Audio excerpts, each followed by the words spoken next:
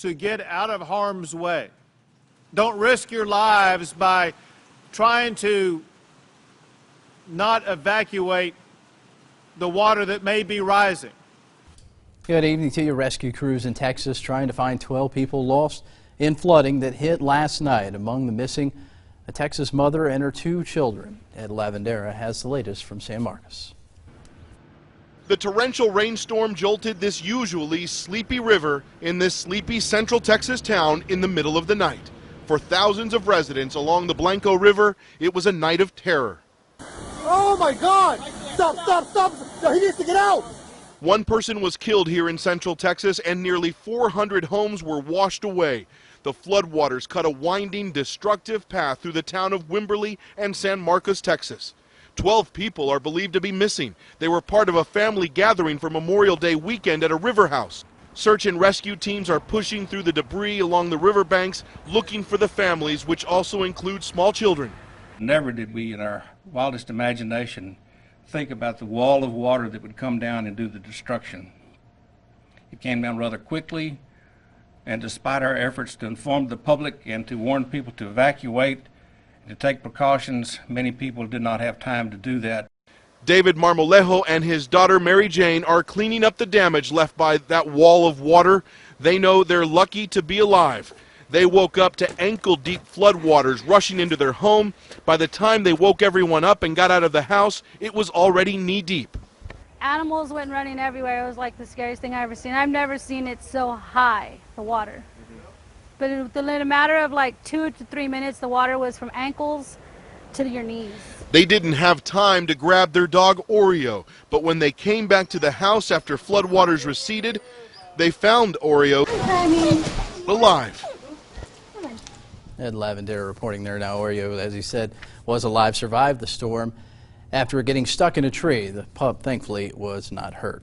Meanwhile, a 3-year-old is dead after a current in the Canadian River overturns a vehicle. Sunday evening, National Park Services, game wardens, and the Amarillo Police Department dive team were called to a trapped child in a vehicle and adults floating down the river. Officials determined that a Polaris RZR was stopped on a sandbar when the current flipped the vehicle into a large pool of water. Responders were able to get to the vehicle and cut the child's seat out and bring it bring it out of the river. Rather, the boy was pronounced dead at the scene.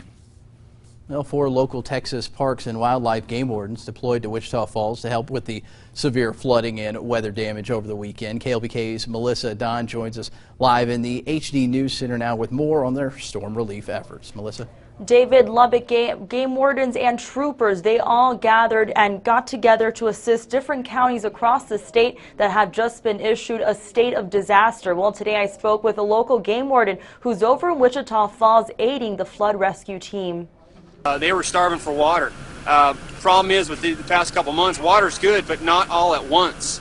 This severe weather across the state causing Governor Abbott to declare several counties a state of disaster, many even having to be evacuated, including Wichita Falls, which is where Lubbock game wardens were deployed to for 5 days. Right now in Texas, we're going through a lot of different flood situations, and so not only our group here, but they're sending groups throughout the whole entire state to assist in rescue efforts right now. Here's video of the local wardens on Wichita River, which has overflowed and caused hundreds to evacuate.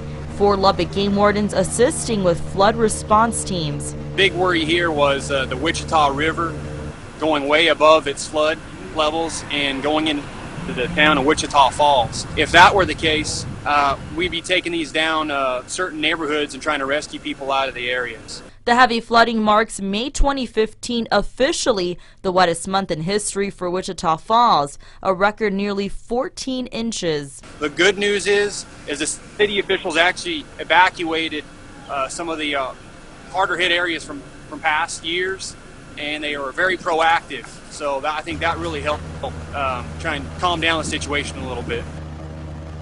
Now Lubbock game wardens are leaving Wichita Falls, plus 2 trooper teams were actually there from Lubbock aiding the help. David? And Melissa, do they have any plans to go anywhere else to help out here in the state? So as of right now, the game wardens are on standby because their next deployment may be either in Wimberley and San Marcos. As we saw earlier, things are really bad over there. David? Certainly are. We appreciate it. Melissa Don there live at the HD News Center. Now, typically this rain is a good thing for our